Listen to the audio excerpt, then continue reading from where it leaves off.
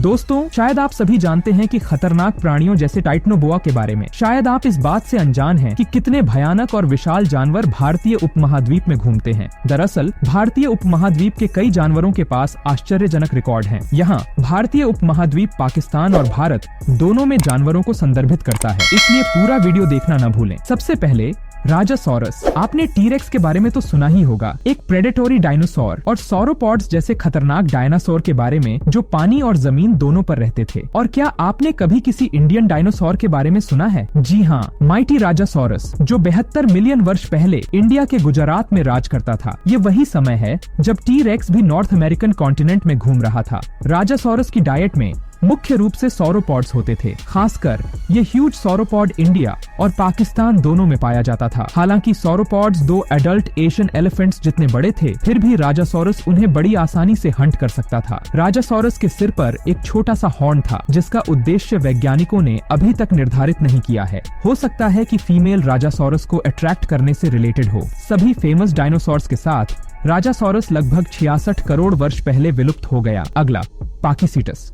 अगर इस दुनिया में इंसानियत को हिला देने वाली खोज में ऐसी वेल्स का एवोल्यूशन शामिल हो तो यह गलत नहीं होगा, क्योंकि ब्लू वेल निस्संदेह एनिमल किंगडम की सबसे बड़ी जीवित चीज है।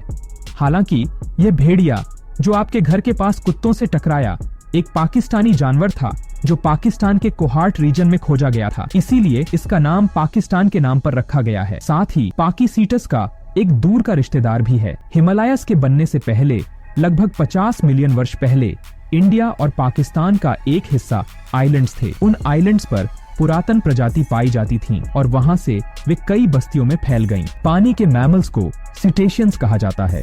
और दोस्तों, इस दुनिया का सबसे बड़ा जानवर ब्लू वेल भारतीय उपमहाद्वीप से ही उत्पन्न हुआ है। आप सभी सबसे ऊंचे जानवर जिराफ्स के बारे में जानते होंगे, जो निश्चित रूप से अफ्रीका में पाए जाते हैं।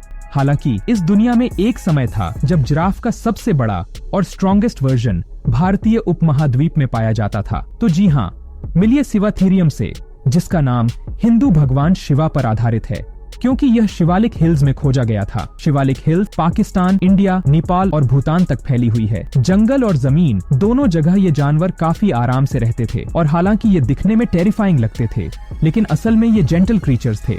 इनका अस्तित्व लगभग 70 लाख वर्ष पहले का है, एक ऐसा समय जब मेगालोडॉन, एक खतरनाक क्रीचर, समुद्र और जमीन पर घूमता था। ग्लिप्टोडॉन्ट की तरह थियोरीज मानती हैं कि ह्यूमंस कभी-कभी इन जानवरों का शिकार करते थे।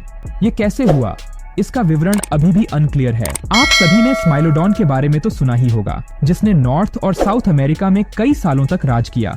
क्या आप जानते हैं कि स्माइलोडॉन का एंसेस्टर कौन था? जी हाँ, वह मेगनटीरियन था, जो पाकिस्तान और इंडिया की शिवालिक हिल्स में भी पाया जाता था। इसलिए मेगनटीरियन की आहार लार्ज मेगाफोना से भरपूर थी, क्योंकि वे अपने शॉर्ट क्लॉज से जानवरों को आसानी से पकड़ लेते थे और फिर उन्हें फाड़ देते थे।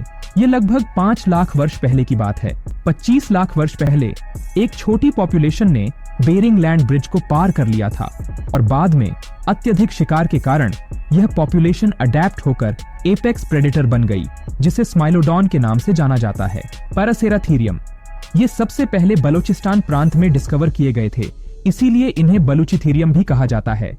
अगर आप आज बलूचिस्तान को देखें तो यह एक बंजर रेगिस्तान जैसा लग सकता है। 50 मिलियन वर्ष पहले जब हिमालयस बने थे तो जलवायु पूरी तरह से बदल गया था, और बढ़ी हुई वर्षा के कारण बलूचिस्तान अमेज़न रेन फॉरेस्ट जितना घना था।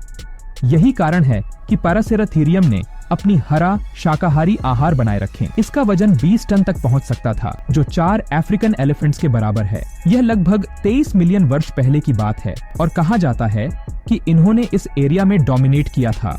दोस्तों, जायंट वुली मैमथ्स के बारे में तो लगभग सभी जानते हैं, लेकिन बहुत से लोग सोचते हैं कि उनका साइज बहुत ज्यादा बड़ा था। मैं क्लैरिफाई कर दूं कि वुली मैमथ्स का साइज लगभग अफ्रीकन एलिफेंट्स जितना ही था, और ये दुनिया की सबसे बड़ी एलिफेंट स्पीसीज नहीं थी। तो कौन सी स्पीसीज अब तक की सबसे बड़ी एलिफेंट थी? जी हाँ, रूरल पाकिस्तान और इंडिया का लार्ज पैलियोलॉक्सोडॉन नमाडिकस। इस जानवर का साइज एक ट्रक जितना था, और इसका वजन लगभग 22 टन तक पहुंच सकता था। इसका मतलब है कि 314 मनुष्य इसके बराबर थे। इंडिया में साइट्स से मिली फाइंडिंग्स बताती हैं कि उनके विलुप्त होने के बाद जलवायु परिवर्तन के कारण पैरासेराथीरियम का राइज हुआ। पैलियोलॉक्सोडॉन नमाडिकस और पैरासेराथीरियम दोनों ही सबसे बड़े लैंड मैमल्स के प्रतियोगी हैं। कई सोर्सेज के अनुसार पैलियोलॉक्सोडॉन नमाडिकस बहुत बड़ा था, जिसका मतलब है कि इस दुनिया में पाया जाने वाला सबसे बड़ा लैंड मैमल भारतीय उपमहाद्वीप में लोकेटेड था। हालांकि 2024 में वसुकी इंडिकस, जिसके बारे में बताया जाएगा, ने सभी रिकॉर्ड्स तोड़ दिए हैं और सबसे बड़े स्नेक का खिताब अपने नाम कर लिया है। यह 2005 में इंडिया के गुजरात में डिस्कवर किया गया था, लेकिन इसे इग्नोर कर दिया गया और इसे एक जायंट क्रोकोडाइल कहा गया। हालांकि अगर हम टाइटनोबोआ को देखें तो यह लगभग 42 फीट लंबा था, जबकि वासुकी इंडिकस का साइज 50 फीट तक पहुंच सकता था, जो लगभग 3 स्टैंडर्ड साइज लिमोजीन्स की लेंथ के बराबर है।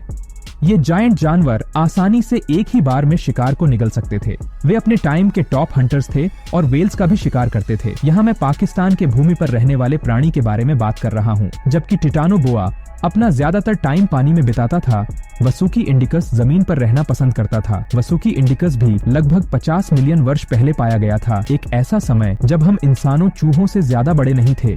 उम्मीद है आपको ये वीडियो पसंद आया होगा। इस तरह की और वीडियोस के लिए वीडियो को लाइक करें और चैनल को सब्सक्राइब करें।